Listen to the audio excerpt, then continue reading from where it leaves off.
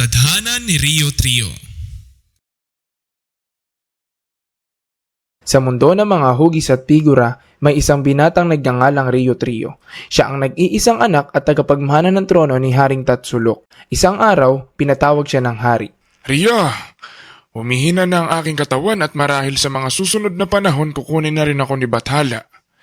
Kailangan mong ihanda ang iyong sarili upang humalili sa aking trono. Ama, ihanda nawa ako ni Bathala sa tungkuling ito. Ngunit batid mo na hindi ko alam ang dapat kong gagawin. Kailangan mong maglakbay sa lalong madaling panahon upang hanapin ang dalawang itinadhana makakasama mo. Kapag natagpuan mo sila, kayo ay magiging iisa at susunod na mamamahala sa ating mundo. Paano ko po malalaman na sila na ang itinadhana? Pumunta ka sa lugar ng ating mga kalahing hugis. 3 bundok ang layo mula rito. Kapag naroon ka na, doon mo makikita ang mga itinadhana. Kailangan ninyong maghawak-hawak ng mga kamay at kasabay ng pagsambit ng mga katagang. Kayo ay ako ay kayo. Tayo'y itinadhana, tayo'y iisa. Sige po, ako'y pupunta na, Haring Tatsulok. Agad na naganda si Rio sa kanyang paglalakbay matapos ang halos 3 linggo, 3 araw at 3 oras na paglalakbay, narating niya na ang lugar ng kanyang mga kalahi. Sumalubong sa kanya ang 3 makikisig na binata. Ito ay sina Hugo Hugis, Pipo Figura at si Selo Sulok. Marahil 2 sa mga ito ang itinadhana. Bulong sa sarili. Halina't, subukan natin maghawak-hawak ng kamay. Kayo ay ako ay kayo, tayo ay itinadhana, tayo ay iisa. Kasabay nito ang malakas na kulog at kidlat, ngunit sa halip na sila ay maging isa, ang magkapatid lamang ang nagsama at naging isa. Bakit ganun? Kayong 2 lamang ang naging isa. Ang nabuo ng kayo ay magkasama ay higit na mas maliit kaysa sa akin. Marahil isa sa amin ay hindi tinadhana. Halika't subukan naman natin ang pares kasama ang isa naming kapatid. Nagpalit ng pares ang magkakapatid at sabay-sabay sa pagsigaw ng mga katagang bilin ng amang hari. Kayo ay ako ay kayo, tayo ay itinadhana, tayo ay iisa.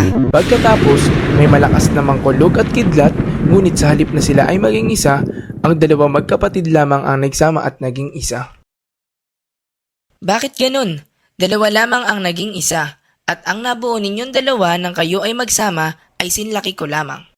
Sinubukan ng paulit-ulit nila Rio Trio ang bilin ng ama na gawin sa pamamagitan ng iba't ibang kombinasyon ng pares. Ngunit hindi pa rin sila naging iisa. Sa halip, ang magkakapatid pa rin ang nagsama-sama at kung hindi sinlaki ang kinalalabasan, mas maliit ang nabubuo.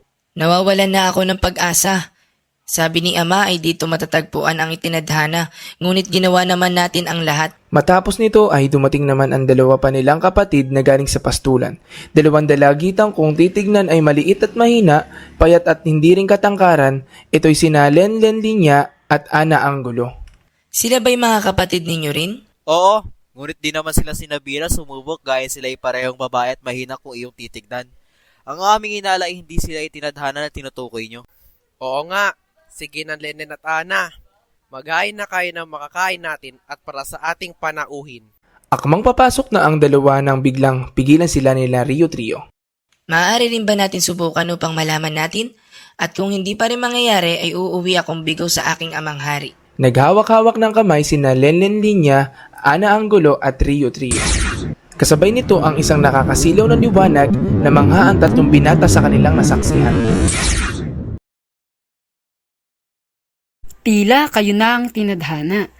Oo nga, kayo man ay 3, ngunit naging iisa. Kayo ay naging kawangis na ng Haring Tatsulok. Matapos matagpuan ni Rio ang 2 itinadhana na si Lenlen Linya at Ana Angulo, sila ay naging iisa at sumunod sa namamahala sa mundo ng mga hugis. At sila'y bilang iisa ay tinawag na Haring Triangulo.